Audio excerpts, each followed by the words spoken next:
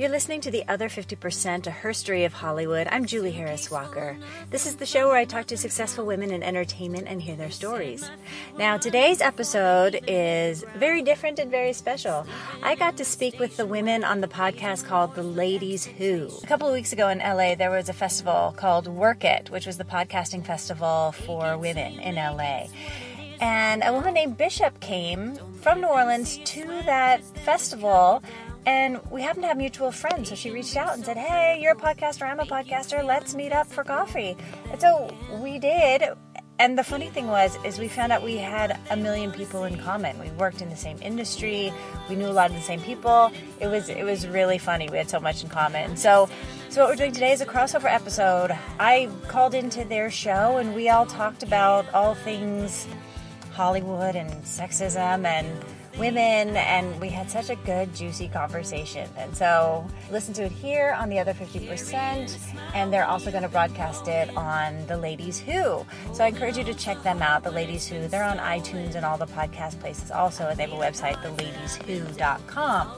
And you can find us at The Other 50%, all spelled out in letters, for added features, bios of our guests, pictures, the merchandise, the blog. We're also on Apple Podcasts, Stitcher, Podbay, all the podcast places. Please rate and leave a review wherever it is that you listen. And we're also on all the social media places. I also have another podcast called The Other 50%, a Herstory of Tech, where I talk to women who work in tech and share their stories. Okay, here is my interview with The Ladies Who. This episode of The Ladies Who is brought to you by Magnolia Hippie. They're your source for the latest fashions in clothing, jewelry, and accessories. Perfect for a single girl in her 20s or a mom on the go, their trends are fun, flirty, and affordable. Check them out on Facebook at Magnolia Hippie and use the code LW10 for a discount.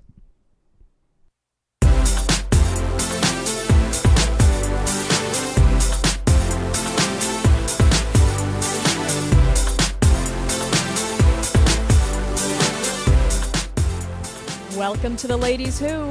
We are three lovely ladies who aren't afraid to tell it like it is. We will become your best gal pals, talking about things your mama never did, sharing secrets like sisters. We will keep you entertained with humor and heart on a ride of intentional randomness. Hey guys. Hello, ladies. We're back. How I are you haven't this seen y'all in a lovely while. day? Well, I would like to point out y'all have been hanging out without me. You make that seem as though. Well, I'm getting a little territorial. Okay, well, we're bringing Come Bishop on, we're with not us. exclusive. This is a triumvirate. I just want to remind you there are three amigos. Well, let's Amigas. fill everybody in on why Beth and I have been spending so much time together. And it has been wonderful. It has been. And it's been really great. Our daughters, so of course we've got best friend daughters basically. So Amani and Audrey are dear, dear friends, and Nia and Lucy are dear, dear friends. So Lucy and Nia were going to their first homecoming game freshman year. So dress shopping had to happen. Right. And this happened in outside of town. So we drove, and it was like a little mini road trip. Well, we went to an awards ceremony. They both daughters got an award for writing. Oh, that's So we went to a It little was very ceremony, cool. and we got lunch at the food court, which was great. But let's just do a quick shout out to Louisiana has a contest called Louisiana Writes, and they invite poetry, nonfiction, French Historical writing, fiction was a historical category? fiction, and then they have this festival for the weekend and celebrate writing. So my oldest daughter, got an award for a nonfiction piece of work she did, so she won in her category for high school nonfiction. That's and awesome. Nia won they have a category that's called Letters to an Author. And she wrote a letter to Maya Angelou about how, her work has inspired her. And she got a first place prize for that. So we went and picked up the awards, and they read. Evelyn had to read at the festival. And then we went clothes shopping for 3 teenagers. my gosh. With teenagers. I mean, girls. y'all, that's Dante's 7th layer of hell for me. I'm not kidding. We posted a It is- picture, it's so that bad. picture of us in the dressing room So how does that work? It's so bad. Because when I'm shopping with my mom and my sister, somebody's in the dressing room with mom and somebody's outside just running back and forth. It's like, okay, this is great, but I need it in green. This is great, but I need another size. Beth was like, I'm doing this. We're just going to go. We're going to do the long haul. And I'm bringing clothes and I'm bringing dresses and you're trying them on. And the girls were not about that life. Your daughter was very sweet to humor me. I'm like, did. all right, Nia, this is going to look great on you. Here, try it on. And she's like rolling her eyes. Let's just say Nia and I were sold at the first store where they actually ended up getting the very first outfit that they tried on. And we kind of were like, okay, we'll try on a couple more things. She tried on maybe 2 more things. And I was like, one. But Beth was determined. We were going to the other department stores. We were trying on everything. Because Evelyn had checked out. Yeah. Oh, yeah. And didn't want Early. any parts of us. Like, we lost Evelyn a couple of times. Here's the thing, though. The reason that I was going like hardcore on it is because that was it. I am not doing this again. This is your one stop that we're going to do for shopping for this because I loathe this experience. Yeah. So we're going in hot. We're going to try a bunch of crap on, and you're going to get over yourself, and you're going to find something, and we're going to walk away from it.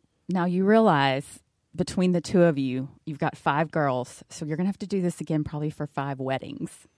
Oh. Can Christa take mine shopping for their wedding dress? Yeah. And I'll take hers. I think so. I think we worked better. Like, I worked better. Beth was like, you handle this. Because at one point, Evelyn was like, she was done with me. She was done. And you were done with her. I was. But she was determined. You hated the outfit. And I think that made Evelyn even that much more. Mm-hmm. And I think I had her like ready to try something else. And then the phone came in and the girlfriends. She's like, oh, well, I just text my girlfriends and they loved it. And once that happened, I was like, well, Beth, I know. Like my voice was officially done. Krista was so she sends me a text. I tried, Beth. Little cry face. Like I know. I liked the outfit. But you know was what? Very in the end, it turned out beautiful. It did. It was really lovely. And they went and they had a great time. They had so much fun and they looked so good. Well, Lucy and Nia decided on the same. These are some velour jumper, basically. Jumpers. Like really? It's velvet. It's so funny because every time she put it on, I was like, what is happening? Okay, wait. Trivia. What is this from? What is that? Velvet? Y'all are not going to know. I'm not going to know. Here's that cultural element that comes in again. Okay. Tell us, educate us. It's from a movie. Thomas, do you know? Coming to America. I love Coming to America. You have to remember that part. Like he comes in and it's like before he makes the change. Yeah. He's in all of his kingly robes. Oh, and he walks in. Yes. And that's when they're in the barber shop. Yes. I think. Sean might kill me if I get almost. that wrong. John Almost from Good Times was the he comes in and he's like, what is that? Velvet? And so now every time I see velvet, I say that. And Nia's like, Mama, please. I said, I can't help it. Sean does the same thing. Like every. Yeah. Anyway. Just let your soul glow. Here you go. Yeah, I know it. Come on now. Well, I do have to say, while y'all were doing your shopping, you know what I was doing? I know what you were doing. The marathon. Her half marathon. Oh my God. Your Krista looked at me like, what? What were you doing? You were doing your half marathon, girl. I told you guys like a month, 2 months ago. I was feeling the need for a challenge again. So I totally committed like 4 weeks out, 4 weeks of training, but did it, finished strong, finished better than I thought. And afterwards, of course, I was like, oh, I don't need to do that again for a while. And then cut to a few days later and I've got the itch. You've signed up for another one? I'm ready for something else. Okay. So now, we've discussed this, that we need to put something on the books because I did the Susan G. Komen. I know. And had such a great time with that. And we need to pick one. And it could be a 5K. It could be a 10K. It doesn't need to be super long. And don't give me the stink eye, that Krista. Was not stink eye. You were that giving was purely skepticism. You were giving me stank eye. There's a difference. Well, there are more than you think about, so we need to look into it. 5K. I can. You could get up off that couch and run a 5K today. Okay, first of all, I'm not always on the couch. No, you know what I mean. You don't need to train for a 5K. The only reason that stung so much is because you've been on the couch. When I do have time, I am on the couch, but I can get up for a 5K. You could. You totally could. Well, it was fun, and I was glad I did it. And just saying, put that out there, Sometimes we surprise ourselves. We do. And I love that you did it. You just were like, okay, I'm doing it, and it's been a while. It was exciting, and it gave me a goal. And then afterwards, I kind of had a drop. I kind of had the runner's high, and then I like sunk, and I was a little bit flat the day after. Is that what was going on with you? Because you were in a, I was you were a in a little funky bit place. a little funky. Well, there's a lot going on that There's probably makes you feel like in sometimes the you just funk. turn on the news and it's just funky funk. Yeah, it's funkalicious. So much going on in the news Well, and this leads us into today. Yes. And I am so thrilled who we have on today. So do you want to roll in? Yes, I want to tell everybody about our new friend, Julie Harris Walker. So y'all remember, all our listeners remember, I told you I went out to the Women's Podcast Festival in Los Angeles. It's been about a month, 6 weeks ago or so. And I connected with Julie there, and she has a podcast. We had all these things in common, and I said, we've got to have her on. So let me intro Julie to everyone. Julie has been fascinated with all things related to entertainment and gender equality in business since her days as an acting major and women's studies minor at NYU. Julie has spent the last 20 years in Los Angeles working in the entertainment industry as a producer, auditor, production finance exec, and vice president of marketing and sales. Very fancy. Yes. Along the way, she's had 3 amazing children, written a book about pregnancy discrimination in corporations. It's called You'll Never Have a Baby in This Job Again. And somehow managed to keep her day job through it all, sometimes as the only woman in the room. Wow. So Julie's podcast is called The Other 50%. It's a Herstory of Hollywood, which I love. Her spin on great. history, her story. And she interviews women in film and entertainment. And I've listened to quite a few, and they've all been phenomenal. And I Very think it's what we're smart. talking about right now. So welcome, Julie. We're so glad to have Julie. you. Hi, you guys. Thanks so much for having me. And for all of our listeners, we should just indicate that Julie is coming to us from Skype. So if the audio sounds a little funky, that's why. But hopefully we'll have a good connection even still. Yes. Yes, I'm in beautiful downtown Burbank. Fancy. Just like all your favorite game shows. And so do you just pop into stages every once in a while to go see like Drew Carey doing The Price is Right or any of them? Because Well, it's funny. About 15 years ago, I actually got in the circuit, and I was on 6 different game shows. Come on. No. Ones. Which I have to hear ones? No, this. for real. They were all teeny little game shows that nobody ever saw, but I was definitely on the circuit. I mean, the biggest one I did was Pyramid, where I was publicly just humiliated. No. Did you miss the top thing on the pyramid? Well, I got to the winner's circle every time, but here you guys will share in my shame when I tell you what this is. I was about to get to the big prize, and the clue was Stella. No. I played the Godfather. You guys know the answer. Marlon right? Brando. Marlon Brando. I choked. I was like, Robert De Niro, Al Pacino. Everybody but. I was going Sylvester Stallone. I don't know. I was thinking too, Bishop. Oh, so girls. Do we have to have a I feel movie so marathon? better. That's what we're here for. I We could got your only back. imagine that in that stressful situation, the things you couldn't even say that your dog's name at that point. Like you'd be so It's stressed just- out. Oh, no. Because, they shoot 10 shows in a day. And it was the last show. It was like 6 o'clock at night. I'd been there since 7 o'clock in the morning, just eating candy bars all day. So by the time I got in there, I just didn't know what. Yeah. Oh, man. Yeah. Yeah. Anyway, so yeah, that was a real fun period in my life. I was on all the game shows. But being a gamer like myself, this is Beth Beth again. is into gaming. I love games of all kinds. And at some point, I would love to be on a game show. Oh, you would eat it up. I would eat it up. Yeah. It'd be great. We'll look It is into fun. that. It We'll is look into fun. that. You want to look into that? No, we could submit her. That's The great. ladies who on Great. Family Feud when they do the families. That would be Do you so guys want to awesome. know the secret What's the secret? Yeah. What do you about got? game shows? Yeah. There are game show casting directors. Of course. there And are. once you get in their files, as they go show to show, they call all the same people in their list. It's the same 100 people that go on every game show. Oh, I don't doubt it. Oh. That seems very real, That efficient. kind of takes the shine off of that, doesn't it? Yeah. But or not, or not. Get in the queue. Just hook up to that Right. one casting director, and you're good to go.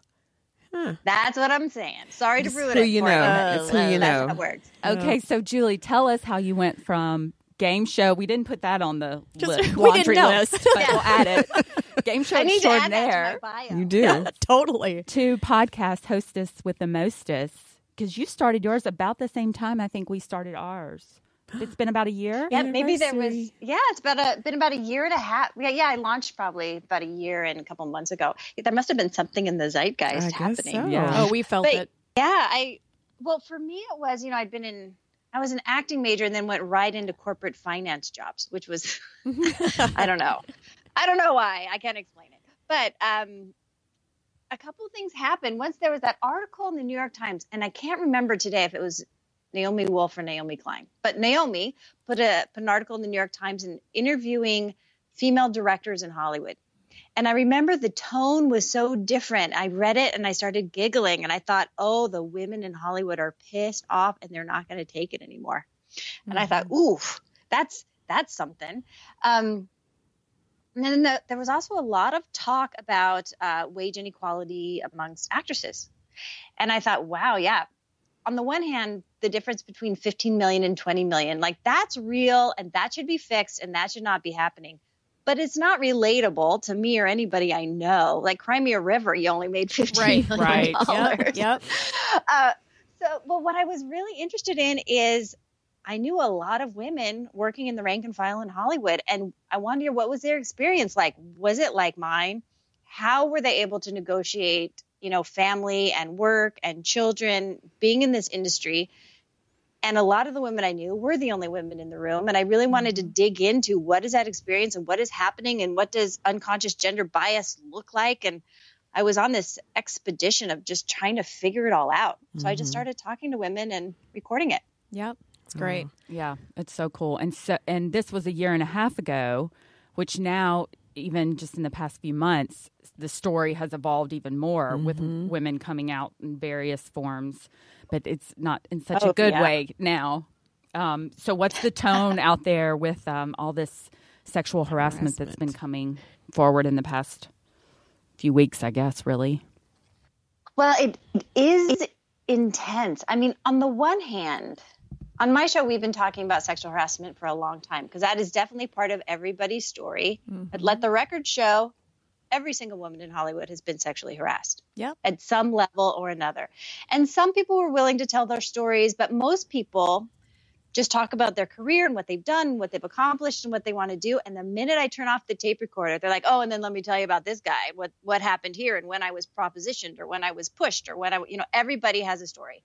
And nobody wanted to talk about it because you don't want to be that person or be the troublemaker or get anyone in trouble. You just want to do your job and have your career, right? Yep.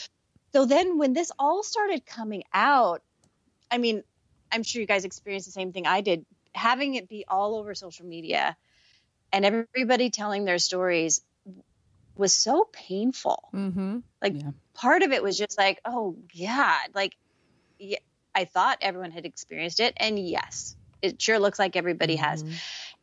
But the lifting of the veil and the ripping off, I mean, the tone is so different because it feels like we're shifting from the shame and the silence and the secret to look how you guys are behaving and you got to knock it off. Yeah. So something is definitely shifting, but it's a painful process to get. Oh, absolutely. Well, and just even looking at my own news feed on Facebook, the hashtag Me Too was everywhere, and everyone is coming out, not even just in the entertainment industry, which is also my industry. And so I, too, have a lot of rank and file people who had stuff to say off mic to me, and we talk about it quite often. But every field and every industry, everyone's talking. Hashtag Me Too. Yeah. Hashtag Me Too. Yeah. Which was very interesting. I felt some kind of way about that hashtag. I think it was a very courageous hashtag, right, for people to actually, because a lot of people, like you say, every industry, I had a lot of friends that put that up that I was surprised. I was like, but then it makes you start to wonder, like, is that Me Too? Because a lot of people were coming forward and talking about, like, not just like harassment in the workplace where maybe, you got that remark or maybe, they nudged up against you, but, where we're getting into people being molested and even raped and some people sharing that and then some people not. And there was even this thread that started going about, all of these people are saying Me Too, And we haven't even gotten to the people who are afraid to put Right. Me Too, because you still have that whole other aspect. So yes, we have all of these people coming forward, but then think about how many people still Aren't saying anything. at all. I had a conversation with my mom, and Julie, weigh in on this and tell me what you think. She was talking about her belief in academia, and that academia is the first time that women start feeling the power play of sexual harassment, whether they're a TA for a professor, but it's really pervasive. And I said, that may be, but they can go to a different university. They have a lot of options after, if they decide to be a whistleblower in their university, it might not scar their entire career because there are so many opportunities and they can go elsewhere. I said, one of the things that I'm responding to with the entertainment industry is there is such extreme power that you don't get to just go anywhere. You can't just go to a different network because it is small and it's intense and it's really powerful and they all talk and network. And for actresses, it's their face. So you can't just get a new face. Right. I mean, you can't reinvent yourself if you wanted to whistleblow and go somewhere else. I mean, you are done. Yep. You are done. Yeah. Well, yeah, it's really hard because people who did tell, like, you don't always get the reaction and the justice that you're looking for. I mean, the majority of time, the person in the company who is the creative executive or the person bringing in all the money, the director of the film, on whose talent you're relying to for the business part and making all the money, that's a person with the power, and that's the person that they're going to keep. Yes. You know, they're not going to fire the director over sexual harassment claim. I mean, today they are, for sure. Right. But, you know, 4 weeks Typically, ago they weren't going to. I had 4 different women tell me a story about a director who called women on the set the C word, just all day long. It became a joke. I'd be like, oh, you know, were you ever called the C word on the set? And they'd all say, oh yeah, I worked with that guy. Wow. Oh my gosh. Yeah, but if I'm their But that executive... guy's making people money. Sure. But if I'm that executive producer, I'm not handling that. I'm not taking that. Period. I mean, yes, I have been in a producer position where they do have the firing and the hiring power, and I'm just unwilling to have that abusive relationship on my set. Sorry, not going to happen. Unfortunately, you're not everywhere, right? But the power dynamics of actually making a change midstream in a creative project where there's so many $1 million at stake. I mean, they're doing. It's happening right now. I mean, House of Cards. Yeah. But up until this point, it's been a really hard thing to do. Absolutely. Absolutely. And it seems like in the past they've acknowledged their mistake. They've asked for forgiveness. The wife has stood by them, or the publicist. Everyone's gotten around them. And I mean, look at our president. What happened during the campaign with some of the comments he made, and he still got elected. That didn't do. And I wonder. I don't know. It's only been a year, but. Now it's like, no, with the Kevin Spacey allegations, his publicist dropped him, his lawyer dropped him.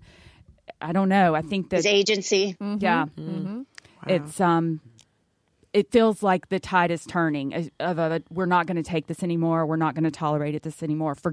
Just asking for forgiveness isn't a pass anymore. And I like the idea that you have it's like this avalanche. Do you know what I mean? Like the safety in people sharing these awful things that have allowed, like, it just keeps coming. It keeps coming. It's like one day it's this, and the next day here's another one, and the next day, because somebody did it. Somebody spoke up. Somebody did something about it, and now it's okay. Now I can say, and it's just been this whole avalanche. And I love the fact that it's been empowering women and giving them the courage to know that I can say something and maybe something will change now, because I mean, this is life, period. This isn't something that has ever changed, and a lot of people feel will ever change, but maybe.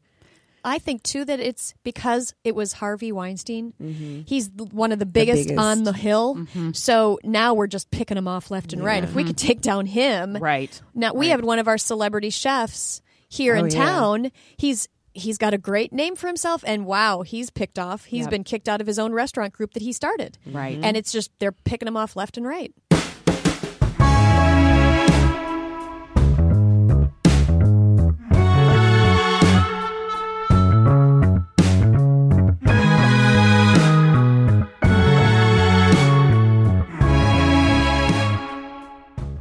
It's funny because part of me feels a little bit like let's be yes, let's speak up, and everyone who has a story should tell it. And I'm not sure, there should be one tweet that then destroys someone's entire career. Absolutely. I think we need to have tons of integrity as we go through this process, because the perpetrators and the predators must be held accountable.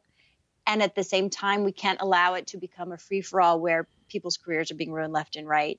I based agree on with that. Who knows what. I think we have to be very careful, very diligent about it. Yeah. Absolutely. So tell me, Julie, what other themes seem to come up consistently in your interviews with your women on your podcast? Gosh, there are a lot, and it's also generational. I see a lot of themes. There are a lot of women who are maybe mid to late in their career, and they've really had to work their asses off and be diligent and really get to where they are in their careers. And they have one story and one trajectory. And then I'm also talking to a lot of millennials who are just coming up, and there is a tide shift happening for sure.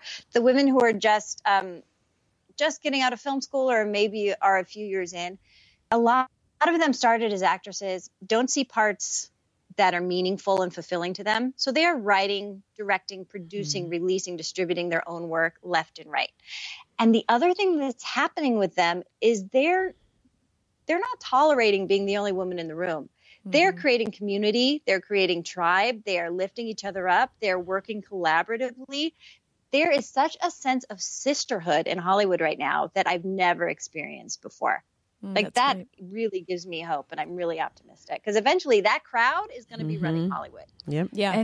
And Julie and I, when we met a month ago, talked about this kind of the women, this divine movement, this women's empowerment that's coming up, and how we do things differently than the boys club, where it's me, and it's out, slay all the competition, and I'm out for me, and I'm going to take everyone down. And, well, I got here. I'm not helping lift you up. And women see it differently. We collaborate. We work together. We say, how can I pay it forward? How can I help other women excel and get to where they want to go like I did? It's a different political dynamic. It's less of a dog-eat-dog power structure. And it really is, let's do the work. Let's change the world. Let's get out there. Yeah. Well, and that you also expressed that, Bishop, when you came back from the podcast festival, too, that last year there were 100 women in attendance, and this year there were 600. 600, right. And they were of all ages and different stories. And I think there is and was something in the zeitgeist last year, Julie, because we wanted to put our voices out there in a positive way and be a positive influence and discuss different things. And we're very curious and begin to put out some really quality, good content. And I think it was right around the same time you did, too. Not to sound too cheesy and new agey about it, but it really is the rise of the divine feminine. We're having a shift with masculinity and femininity in the world. And we're just, I think, starting to see what direction that's going in. So come on into the red tent, join the sisterhood. We have a lot of good stuff to say. You really need to read that book. You haven't read the red tent? I'm saying we need to read it again and then have that discussion, because there's so much power, and we're seeing that whole tribe thing come back full force now. So, Julie, you've written about the difficulties of being a mother and being very career-oriented as well. And you've said that there's this assumption that women aren't as capable once you've had a baby. Do you think that this is still the case right now? Yeah, I think a lot of that data was in when I researched my book. That's where I found the data. Exactly. Yeah. I was thinking it was in Lean In, but then I was like, wait a minute. There were a lot of studies of how businessmen and businesswomen are perceived in the workplace, and time again, businessmen are perceived as very competent, and actually businesswomen, before they have children, are also perceived as competent. But once they have a baby, men who are fathers are now perceived as even better, and women who have babies are now perceived as really dumb and unreliable and hardly have any brains anymore. It's such a weird, I think, unconscious bias that people have, when really the opposite is true. Like, if you've ever worked in a corporate environment and a woman has a baby and goes out on leave, and then you watch her when she comes back, she is taking names and kicking butt. Oh, she's on fire. Yeah. Yeah. I got my day. I'm going to be here for 8 hours. I'm going to get everything done in 8 hours. They are not wandering the halls with a coffee cup, chatting with people. Mm-hmm. They are getting it done. Yep. It's a whole different fire. Yep. Absolutely. Absolutely. So there's something about changing that perception. I think we have to point it out. One thing I saw a TED Talk, and I've remarked upon this before, and this can go a little bit dovetail this discussion, that we raise our boys to be brave and we raise our girls to be polite. Mm-hmm. Yes, and so that transcends. I see that all the time in my kids and their peer groups, that the little boys are just throwing it out there and the little girls are a little more cautious, and they are working more collaboratively, but collaboratively doesn't mean that they're not brave. It's just that there's a different approach. And we are encouraging the boy to just go out there and be brave, and we reward that. Yeah. They tell the boy, go out there and rock the boat, upend it, cut your own idea, share it with the world, think it's the best. And the girl, don't do anything to unsettle. Just keep everybody happy, help support how you can in whatever role you're in. Yeah, it's just... There's a lot of conditioning, and it's deep. It's deep. There's another book called Women Don't Ask, which is an incredible book and very eye-opening, and it talks a lot about what our conditioning is. And one of the things is girls and boys with chores around the house. Girls are assigned chores that happen all day, every day. Dishes, vacuuming, cleaning up, cleaning bathrooms. Boys are assigned chores, take out the garbage and go mow the lawn. And by the way, you get paid for the chores. Yeah. That work is worth money, and women's work is what you for the love and support of your family. Wow. So what would you guys... So Julie also has 3 children. Beth has 3 girls. Christa has 2 girls, as we all know. We have all the kids. Yes. We do. So what do you tell your kids as they're going out into the world? I mean, about to go to college. Beth's got one... Girls and boys. Yeah. To work in this new world that we're in. I mean, how do they be? Yeah, what do you say, Julie? How do you address this?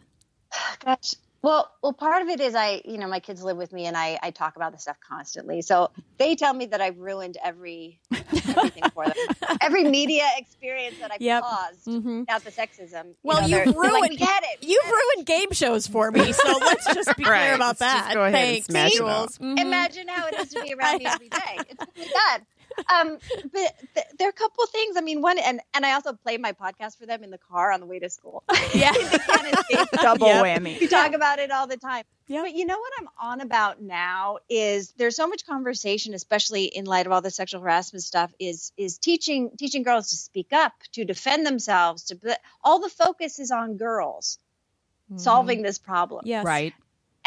And I say every time we hear that, we just say, no. We must teach our boys about consent. We must teach our boys not to harass. We must teach our boys not to rape. It is on people teaching boys not to behave in this way. Yep. Agree. So for every conversation I have with my girls, if you can do anything and you can go out there and do what you want, I also say to my boy, and here's what consent looks like, and here's how you have to behave towards women.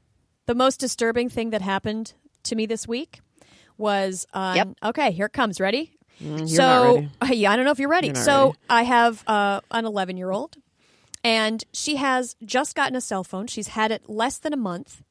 And in our house, we do cell phone contracts. And we talk through all of the very specific things that this is our property, mom and dad's property. We are loaning it to you. And if you want to have that and keep that, you have to abide by these rules. Well, we hadn't gotten it to her yet. She knew her older sisters had had one, so it wasn't, totally unknown thing.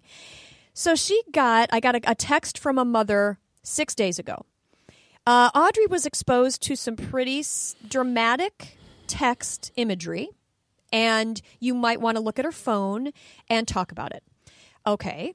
Oh, girl. So Audrey said, it was a boys' slumber party. There were 3 girls in the text, and the little boys, there were 10 kids total. Thought it'd be fun to just, text back and forth, and that was what they were going to do at the birthday party. So I read the text, and she said, I started reading it, and the boys were being stupid, so I just let it go. I didn't, pick up the phone again. But what they got to in the later portion of that text was, first, they started off with mine is bigger than yours is, and, that kind of dumb, stupid stuff. the girls were like, stop it. Stop it. The boys kept getting worse, particularly one boy kept getting worse, kept getting worse. Used one of the little girls by name and said that he wanted to bang her. I guess in both holes. 11-year-olds? In both holes. Oh, my God. In both holes. Now, 11? This is a 12-year little boy birthday party. Now, those God. 10 children were exposed to something well beyond their capacity. They don't know what that means. And if they did, how that little boy knew what it meant. Now, we can talk about a litany of reasons why he has gotten to that point, and I don't necessarily know how productive that is. However, the girls kept saying stop. The boys kept persisting. So what we are doing now, and we're bringing this to, it's just conditioning. I mean, you read this and you're like, this is a one-way ticket to a fraternity date rape story. Yeah. And absolutely. I mean, what do those other little boys, those 7 other little boys do when their buddy is being inappropriate?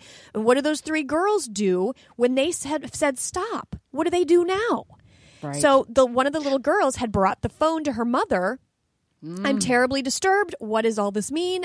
They are not stopping. Okay. So the little girls went into this past week.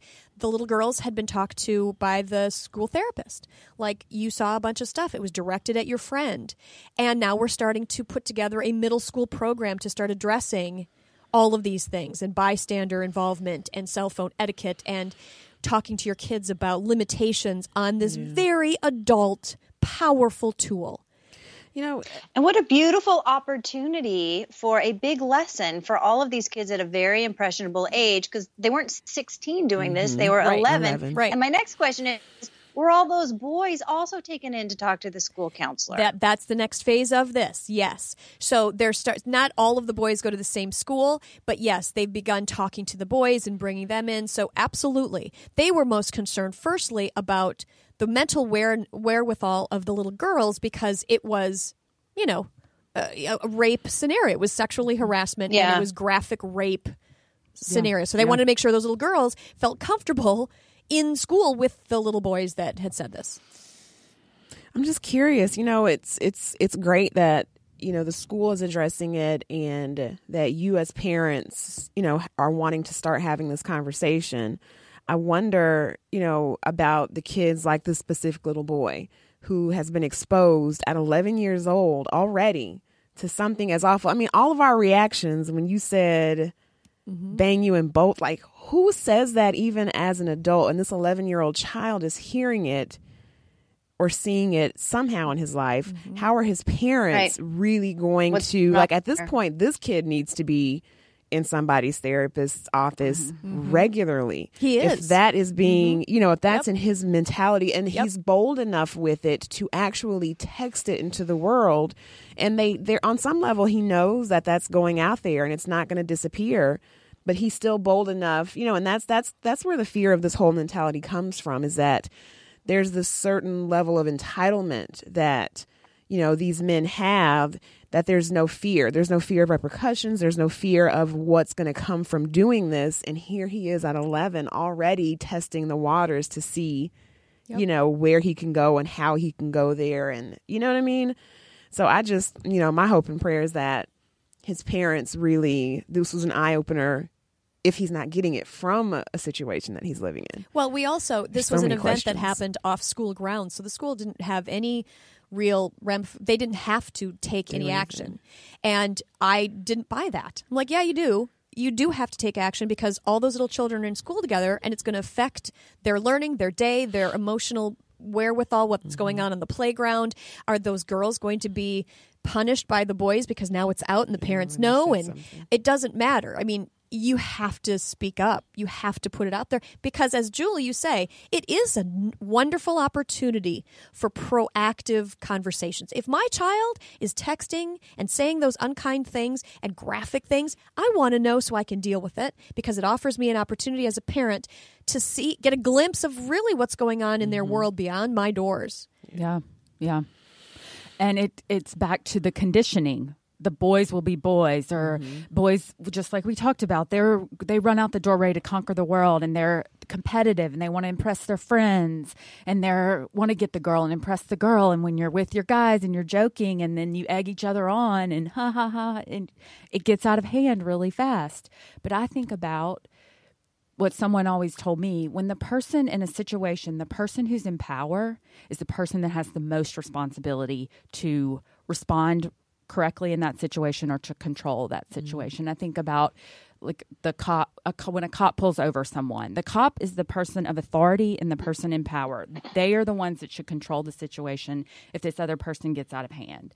So in a guy and a girl thing where maybe there's consent or not consent, like the guy should be saying, I'm not sure what's going on here. I need to walk away from this. I don't need to push the buttons. I don't need to egg this on. It's kind of the same thing, but they don't think that way. No, we have not conditioned men to think that way, to take the to be responsible and to act with integrity. And we say this, and of course, there are many thousands and hundreds of thousands of wonderful men who do take this seriously and use their power for good and not evil.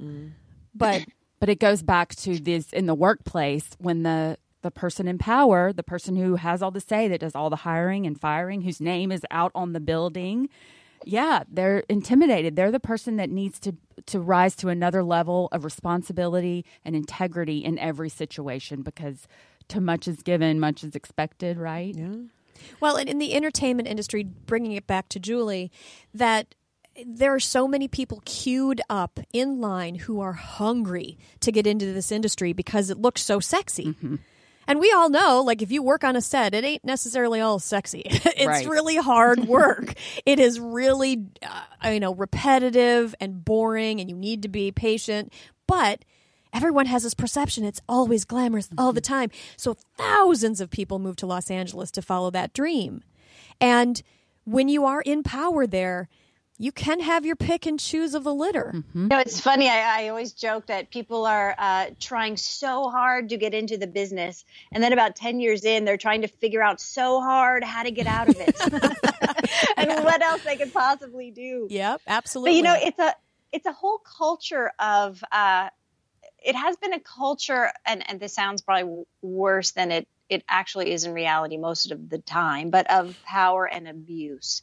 So that when someone comes in as a production assistant at the very bottom, they're the person that is abused and yelled at and dumped on and does all the work and is barely paid minimum wage and works all the hours and has no turnaround. So by the time that person gets up a couple of notches on the ladder and has a little power, they pay it downward. And then the culture just continues. Yep. Like the swimming with sharks at agencies, that culture is just perpetuated generation after generation. And I really think the more women we can get into the room, the more this is going to change. Holla. Yes. Holla. So how do we get more women in the room? Empower women to try to keep. I do love. on the one hand, you just hire women. Yeah. Yeah. Ryan Murphy, someone pointed out to him, you know what? You're not hiring any women. And he said, you're right. I'm going to try to get 50-50 by next year. And he got to 60%. Yep. Wow. Just do it. Yep. Yeah. I'm working on an episodic that's going to start up here in the winter, and I'm working with one of the producers, and he's like, we got to get more women in. Let's find them. I'm like, all right, let's make this happen. And I love the fact that he's thinking about that as a first step before we even have gone into pre-production. And yes. That's what it is. It's an unconscious thing. I went to the Women in Entertainment conference last Thursday, and Gina Davis opened it, and she was speaking, and she said so many good things. Like, I was tweeting the whole time, every sentence she said. But a couple of things she said was, one, when you get the list of who's available, you have to ask, where are the women on the list? And lo and behold, you're going to get another list, because there is a list. Just people don't think to bring out the list that has the women on it. And the other thing is, people need to write it into scripts. If you're talking about representation on screen, which then makes women in public life normal, which then will change the culture, it's writing it into the script. They walked into the meeting of the board of directors, half of whom were women. Yep. Right. sentence in, it may occur to someone to cast it half women. If you don't put the sentence in, it won't occur to somebody. Yep. That's a good point. It be a conscious, deliberate choice every step along the way. It's very funny. Sometimes the entertainment industry can be so uncreative, and in those moments, you're like, "How did you not see that?" Right. You're in Right. the entertainment Right. industry. 'Cause You're then it's creative. duh. Hello, Right. you're creative people. Why didn't you put it in there? Yes, you were going This to has say. been really fun, you guys. I've never been a guest before. Well, we love having you as a guest. Yeah, It was really fun. Is there anything we didn't cover? I think we there's could've. so much we could have covered, right? Yeah, we we could could've talk gone about this all day. deeper and no, it's frightening. Yeah, I it's think. a big topic. It's impossible to solve in an hour. Right. Yeah, but we're talking about it, and that's a big That's the first step. Yep. You know what I mean? To have these conversations. So we appreciate you talking to us and sharing your sure. knowledge. I appreciate it. All right, so Thanks, we'll you tell all our listeners you can find Julie at theother50%.com, and her podcast is on iTunes at The Other 50%, a Herstory of Hollywood. And then you have your tech episodes, right, Julie? The same thing? I do. I started another podcast for women in tech. Oh, wow. Yeah, the other 50% to Herstory of Tech. Yes. So when you listen to this podcast, our Ladies Who friends and fans, go to the Julie's Other 50%, because I think, too, that we're going to hear different points of view from the women that she interviews, and this cross-pollination can only make us stronger and bringing out more different levels of conversation. Yep, absolutely. Christa, I think you have a quote to take us out with. I do. You will always be too much of something for someone. Too big, too loud, too soft, too edgy. But if you round out your edges, you lose your edge. Danielle Laporte. That was amazing. I like that one. Love it. All right. Thank All you, right, ladies. thanks, Bye, Julie. Julie. Thanks, y'all. Thank you. Bye. Bye.